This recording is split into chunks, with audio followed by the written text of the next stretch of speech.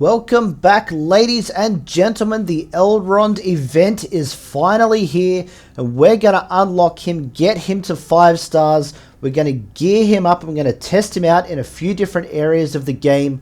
Hopefully, Neyramiri is going to be strong enough for this event. I can bump her up another gear level if needed, but I'd rather save that for Elrond if I can help it. Also, if I do have the gold left over, I'd like to promote Elrohir up to that 7 stars, but we'll see how we go. Let's get stuck into this event right now. If you are interested in the story for this event, it's just after Elrond's wife was killed, and he wants to make sure that his kids are trained up, ready to go to face the current threat. I have done quite a lot of testing on these 5 elves as a team, even without a leader. So I'm pretty sure they're going to be viable for the whole event, at least up to that 5-star level. I'm not anticipating the first few levels to be too difficult. Level 1 was done pretty quickly. I don't think it's going to take too much of an effort to get up to that 5th tier. I would say that 5th tier would be a little bit more of a strategy to beat it, but I'm pretty sure that I've done enough work on these elves to be able to handle that one. But I am wondering from you guys, what do you think would be the best strategy when dealing with the elves? Would you go after Elrond first and really try and get rid of him? Or do you think trying to take out some of the other elves around him first, make him trigger that revival, because he's only going to be able to revive 1, and hopefully you'll be able to get rid of a lot more, and that way he doesn't have as many stacks of Unbreakable on him, and you'll be able to dispatch him a bit easier later on. These first few battles are a little bit hard to try and build some kind of strategy. We can get through Elrond, but you are seeing a little bit of resistance there once he does get those Unbreakable stacks. The other elves do seem a bit easier to try and get through, so maybe if we go after them first, it will be a little bit easier. But we do have to keep in mind that this isn't going up against Elladan, Elrohir, Arwen, and that whole Rivendell synergy. Once we put Elrond into that team, it's going to be a lot tougher to break through that defense, especially when you are hitting Elladan and then you've got Elrohir following up with that counterattack as well. And the other one that I really want to bring some attention to is Lomian. Now, at the moment, I've only got his abilities at level 3. Once you do build them up a little bit higher, you can already see some real big damage output from this guy. So I think once he does have his abilities up a bit higher, I can gear him a little bit higher just to make him a little bit more tanky. He's going to be doing a lot of damage. So I think what we're going to do on this one is go after these other elves first, just to see how quickly we can pick them off.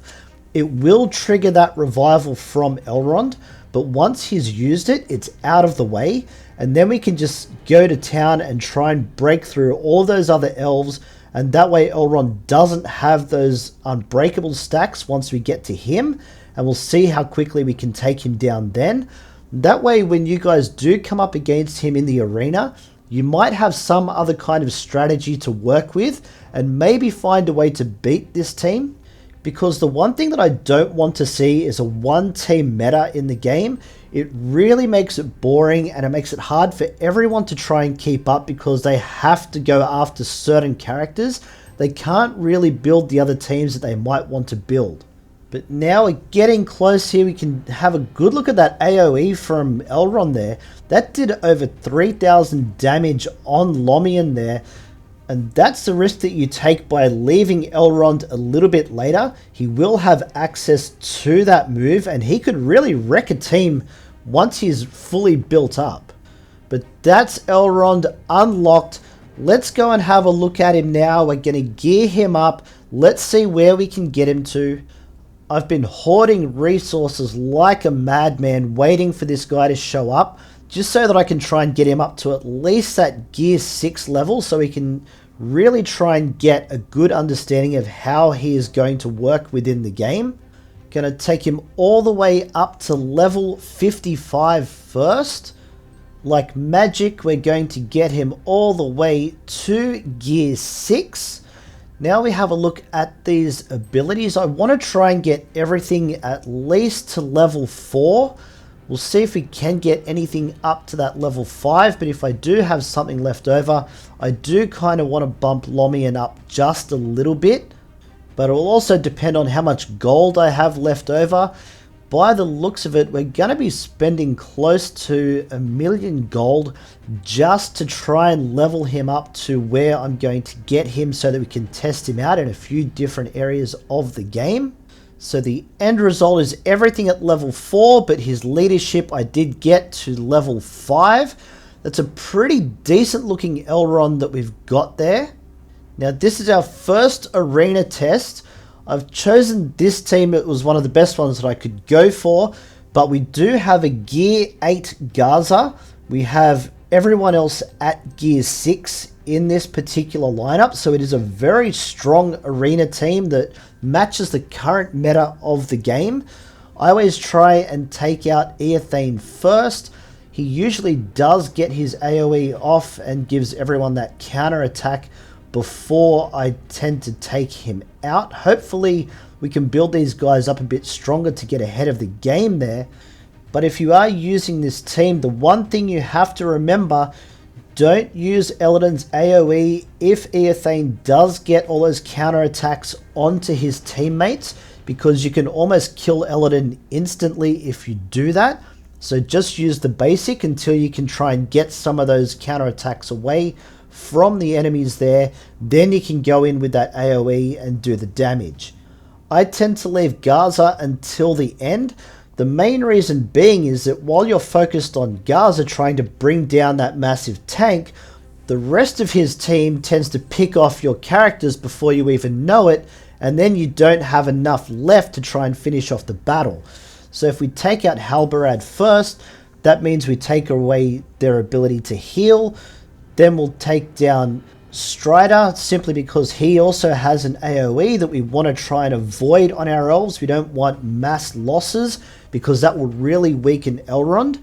So if we take out Strider here, we can then focus on Arwen. A lot of the time you will be kind of passively damaging her with some of the AoEs, so that's perfectly fine. But then one-on-one you can get rid of those counterattacks that she might have. Once she loses them, she's pretty fragile. You can take her out. Then what we're going to do, we're just going to stick it on auto and just finish off Gaza. We'll take him down pretty quickly, I would imagine. We're still going to have 5 elves standing against a pretty strong meta type team. I have tested out the elves against Mordor and full Isengard teams as well. And even without Elrond, I was easily able to beat them. So this team here will take care of them without an issue. And for our final test, we're going to do chapter 5-9 of the light side.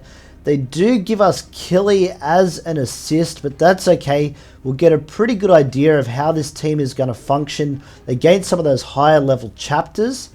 Now I have been saving this one for when I do get Elrond, just so that I can really give it a good test out with this team. I will get onto the hard nodes, but if we can get through this one pretty easily and get the 3 stars, I don't anticipate those hard nodes to be too difficult, especially since I'm still going to be gearing these guys up further. The one thing that I have kind of noticed with Elrond is just try and work out the best time to use that healing ability. If it looks like you're going to lose somebody, make sure you save it so that way you can revive them. You don't want too many losses because he'll only revive 1 elf at a time. Then you've got to wait until you can use that move again. But if you do look like you are taking a bit of damage across the board, it is a very good heal, because a lot of the other heals that the elves do have, they will add that heal boon to themselves, so they'll only get a little bit of a boost when it becomes their turn. All of those other heals are great to have on each of the elves because they do get different advantages when they have boons on them. The whole structure of this team is built upon them having the boons on them, so the more that you can get, the better this team is going to function. So stack them up and just use Elrond's heal as it's needed. If you are going up against the elves, you really want to try and provoke him into using that heal, so that way it buys you another 4 rounds where you can pick that team apart. It'll be interesting to see some of the combinations that people might come up with to try and counter these elves. I know that Haradrim have been touted as a possibility, but I'm not going to tell you guys to put all of your resources into them just yet until we kind of know a little bit more as to whether that will work or not. Maybe Haradrim will be the next meta in the game. We could be getting some more down the track. If that's the case, then sure, investing in them is not going to be a bad thing. But until we kind of know, don't go too far down that road. Now this is pretty conclusive right here. The elves will be the new meta. Don't forget, like and sub, you know the deal. We got plenty more Heroes of Middle-earth coming your way. Don't miss out, and we'll catch you in the next one.